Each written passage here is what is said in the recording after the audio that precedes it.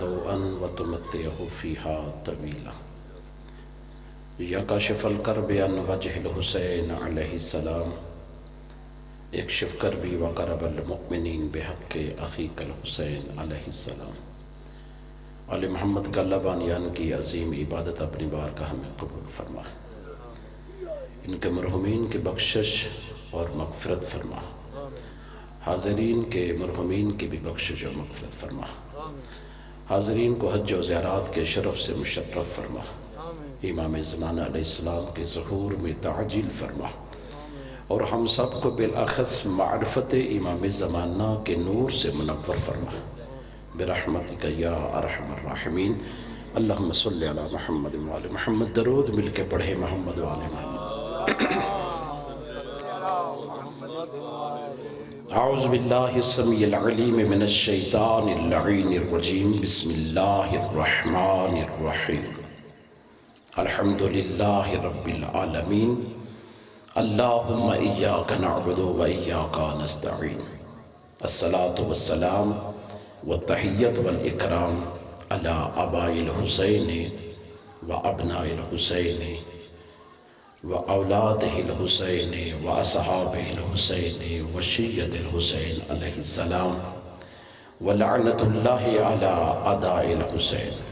اما بعد، قال اللہ تعالی فی محکم کتابہ الحق وکلامہ الحق، الحق بالحق، بسم اللہ الرحمن الرحیم۔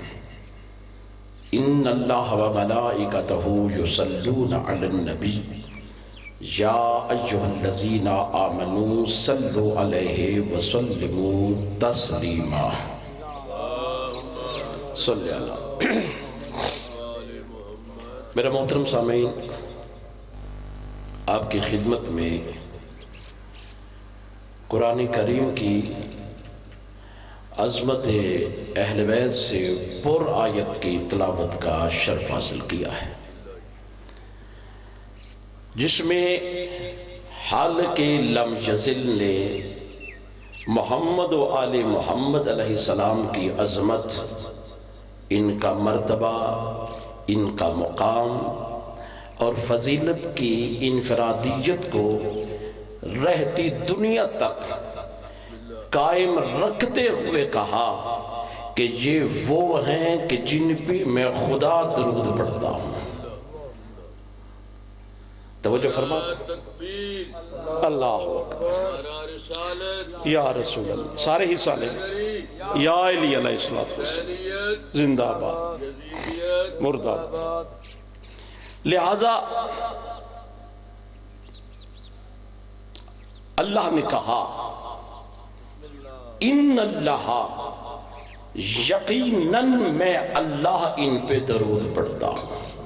توجہ فرما رہے، ان اللہ قبلہ، انا یقین کے معنی دیتا ہے، قسم کے معنی دیتا ہے، تحقیق کے معنی دیتا ہے۔ اللہ فرما رہے ہیں ان اللہ، جب سے میں اللہ ہوں۔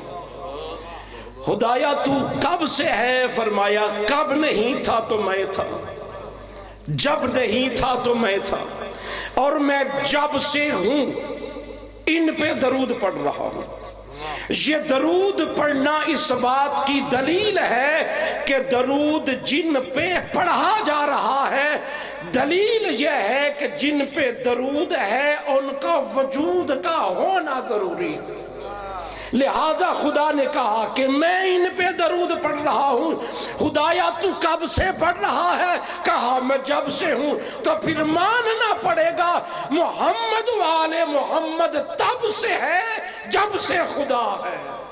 اللہ اکبر۔ اس نے کہا میں درود پڑھتا ہوں، میں صلوات بھیجتا ہوں محمد پہ اور اس کی پاکیزہ ترین اولاد پہ۔ وَمَلَائِكَتُهُ، پہلے تنہا تھا، پھر ملائکہ کو خلق کیا۔ انہوں نے کہا مالک ہماری ڈیوٹی، کہا میرے ساتھ مل جاؤ اور میرے کملی والے پہ درود پڑھو۔ اللہ اکبر۔ صلوات پڑھے مل کے محمد و آل محمد کی ذات۔ آواز قدرت آئی، میرے ساتھ مل جاؤ اور محمد اور آل محمد کی ذات پہ درود پڑھو. آل محمد کی ذات پہ درود پڑھو. پہلے خدا تنہا تھا، پھر ملائکہ ملے، ان کی بھی ڈیوٹی لگی کہ تم بھی محمد کی آل پہ درود پڑھو اور خود محمد مصطفیٰ کی ذات پہ درود پڑھو. لہٰذا یہ بات اللہ باور کروانا چاہ رہا تھا. خدا نے نماز پڑھنے کا حکم دیا ہے، خود نہیں پڑھتا. روزہ رکھنے کا حکم دیا ہے، خود نہیں رکھتا. حج کرنے کا حکم دیا، خود کبھی خدا نے حج نہیں کیا. جہاد کا حکم دیا، خود کبھی میدان جنگ میں جا کے جہاد نہیں کرتا. زکوٰۃ کا حکم دیا، خود کبھی نہیں دیتا. تو پھر کوئی تو ایسا کام ہے جو خدا بھی کرتا ہے. توجہ ہے آپ کے حضرات؟ کوئی تو ایسا کام ہے جو خدا کی ذات بھی کرتی ہے. تو آواز قدرت آتی ہے، میں محمد پر اور محمد کی پاکیزہ آل پہ درود پڑھتا ہوں اور صلوات پڑھتا ہوں. صلی اللہ محمد. اور یا ایھا الذین آمنوا، اس بات سے ایک بات پہ میں بات کرنا چاہ رہا ہوں. یا ایھا الذین آمنوا، اے ایمان والو تم بھی درود پڑھو، اور ایسے درود پڑھو جیسے درود پڑھنے کا حق ہے. تو سمجھ میں آئی بات؟ محمد و آل محمد کی ذات وہ برکات والی ذات ہے، وہ پاکیزہ ترین ذات ہے کہ جن پہ درود پہلے خدا نے پڑھا، پھر ملائک نے پڑھا. اللہ نے کہا میں درود پڑھتا ہوں، میں ان پہ صلوات بھیجتا ہوں اور میرے ملائک درود بھیجتے ہیں. یا ایھا الذین آمنوا، اے ایمان والو تم بھی ان پہ درود پڑھو. اگر بیدار ہے تو جملہ ہدیہ کرنا چاہ رہا ہوں. اللہ نے کہا درود پڑھتا ہوں، میرے ملائک صلوات بھیجتے ہیں، ایمان والو تم بھی پڑھو. تو آپ بھی سمجھ زمانے کو نہیں لگی کہ آل محمد پہ درود پڑھنے کے لیے یا خدا ہونا ضروری ہے، یا ملک ہونا ضروری ہے، یا صاحب ایمان ہونا ضروری ہے. اللہ اکبر. جس پہ ایمان نہ ہو، جن میں ایمان نہ ہو، وہ ان پہ درود نہ پڑے. تو اب پتہ چل گیا جو محمد کی آل پہ درود نہیں پڑھتا، اللہ نے خود فیصلہ کر دیا وہ ایمان میں نہیں ہے. ایمان میں ہوگا تو درود پڑے گا. جو صاحب ایمان ہی نہیں ہے، اللہ جب ان کا درود پڑھنا پسند نہیں کرتا تو ان کی نماز روزہ کو کیسے پسند کرے گا؟ وَمَلَائِكَتَهُ، اور میرے ملائک پڑھتے ہیں. یا ایھا الذین آمنوا، اے ایمان والو تم بھی درود پڑھو. تو درود پڑھنے کے لیے ضروری ہے بندے کا صاحب ایمان ہونا. جب تک وہ صاحب ایمان نہیں ہوگا تب تک وہ محمد اور آل محمد کی ذات پہ درود نہیں پڑھ سکتا. درود پڑھنے کی بھی ایک منزل ہے، نہ ہر ایک کا یہ شرف ہے، نہ ہر ایک کو یہ ڈیوٹی ملتی ہے. شرط ہے کہ ایمان والا ہو جائے، اور ایمان والا ہونے کے لیے نمازی ہونا ضروری نہیں ہے. علی مولا کی ولایت حقہ پہ یقین رکھنا پڑتا ہے.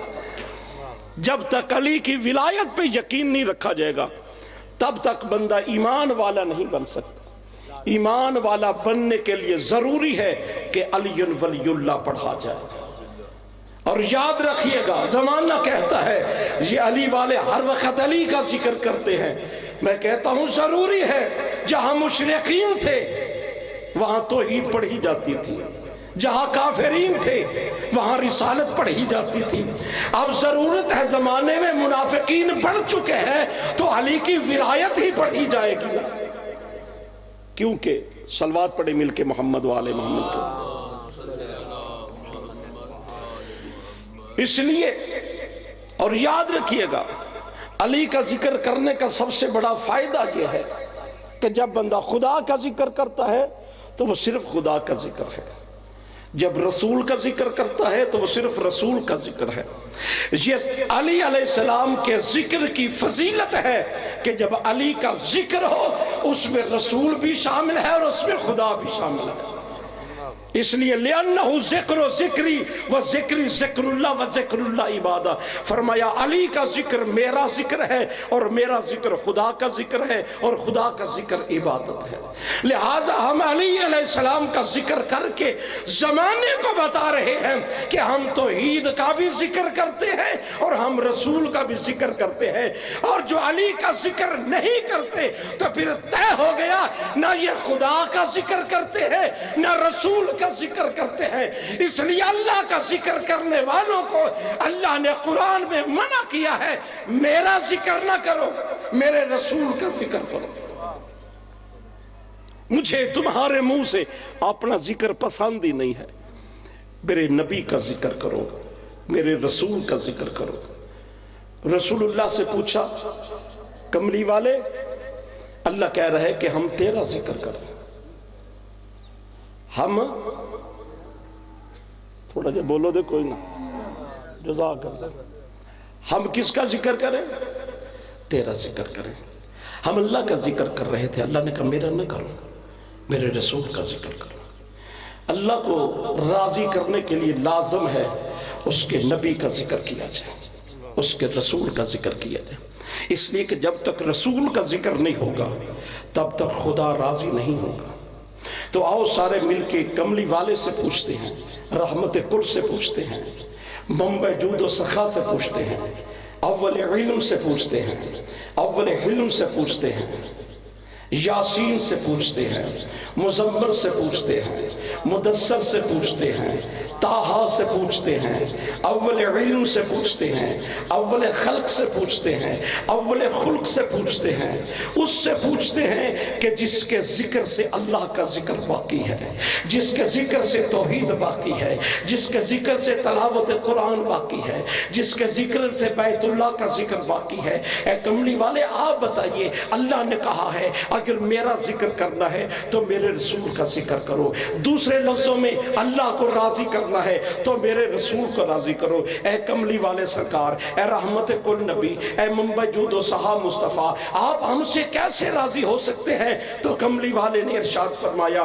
من رضا فاطمہ کمن رضا انی، فرمایا جس پہ میری فاطمہ راضی ہوگی اس پہ میں رسول راضی ہوں گا۔ اللہ اکبر۔ جس پہ میری بطول بیٹی راضی ہوگی، جس پہ میری زہرا بیٹی راضی ہوگی، اس پہ میں رسول راضی ہوں گا، اور جس پہ رسول راضی ہوگا اس پہ خدا راضی ہوگا۔ تو نبی رحمت نے ہم ایک رستہ دے دیا، میری بیٹی کو کبھی ناراض نہ کرنا، میری بیٹی کو کبھی دکھی نہ کرنا، میری بیٹی کو کبھی ناراض نہ کرنا، پریشان نہ کرنا، اس لیے کہ جس پہ فاطمہ راضی ہوگی اس پہ میں رسول راضی ہوں۔ تو اب زمانے میں دیکھنا یہ ہے کہ فاطمہ کو راضی کون کر رہا ہے اور فاطمہ کو دکھی کس نے کیا۔ العظمت للہ۔ آغاز مجلس ہے، مالکن فرش عزا، اتنی مظلوم ہے رسول کی بیٹی، دستور دنیا ہے جس کا کوئی مر جاتا ہے نا لوگ پرسہ دینے اس کے گھر میں جاتے ہیں، مگر یہ اتنی غریب ہے رسول کی بیٹی، پرسہ لینے خود چل کے ہمارے گھروں میں آتی ہے۔ اللہ عظمت للہ، اللہ عظمت للہ۔ عزاداران محمد و آل محمد، رسول کی بیٹی اتنی غریب ہو گئی،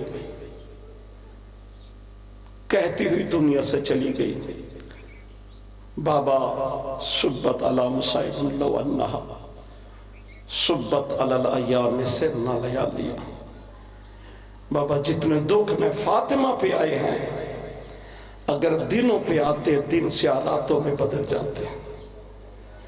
بابا میں تیری مظلومہ بیٹی ہوں، بابا میں تیری دکھی بیٹی ہوں۔ ایک شب بی بی نے علی مولا سے کہا یا علی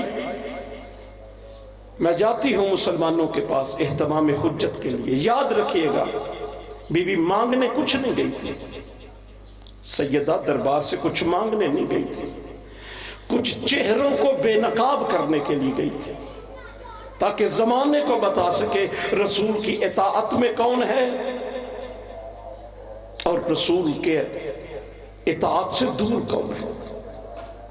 رات ساری پوچھتی رہی یا علی مسلمانوں سے سوال کیسے کیا جاتا ہے، مسلمانوں سے بات کیسے کی جاتی ہے؟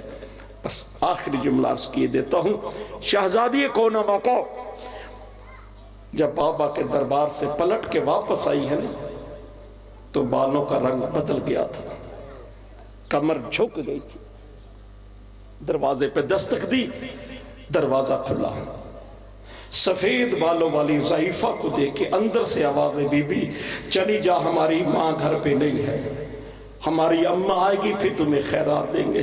سیدہ پلٹ کے کہتی ہے زینب پہچان میں مانگنے والی نہیں ہوں، میں تیری ماں فاطمہ زہرا ہوں۔ جب ماں کا یہ لفظ سنا بی بی تڑپ کے کہتی اماں ابھی کچھ دیر پہلے گئی تھی تیرے بالوں کا رنگ سیاہ تھا، تیری کمر جھکی ہوئی نہیں تھی، اب تیرے حالات بدل کیوں گئے ہیں؟ بی بی تڑپ کے کہتی ہے زینب مجھے اپنے بالوں کا ارمان نہیں ہے میری بیٹی، میری لاڈلی، مجھے دکھ اس بات کا ہے جو حالات دربار میں دیکھ کے آئی ہوں نا، مجھے تیری چادر کی فکر لگ گئی ہے، مجھے تیری چادر بچتی ہوئی نظر نہیں آئی۔ اس وقت بی بی نے ٹھنڈیا بھر کے کہا اماں تیرا تو بھائی کوئی نہیں تھا۔ اللہ اکبر، میں نے سنا ہے میرے 18 بھائی ہوں گے، میرا عباس بڑا جری ہوگا، لیکن مقتل کہتی ہے جب شام غریبہ کو زینب تنہا رہ گئی تو رو کے کہتی اماں آج تیرا کہنا یاد آ رہا ہے، میری چادر لٹ گئی اور میرا عباس مارا گیا، میرے پردے کا محافظ چلا گیا۔ سیاللہ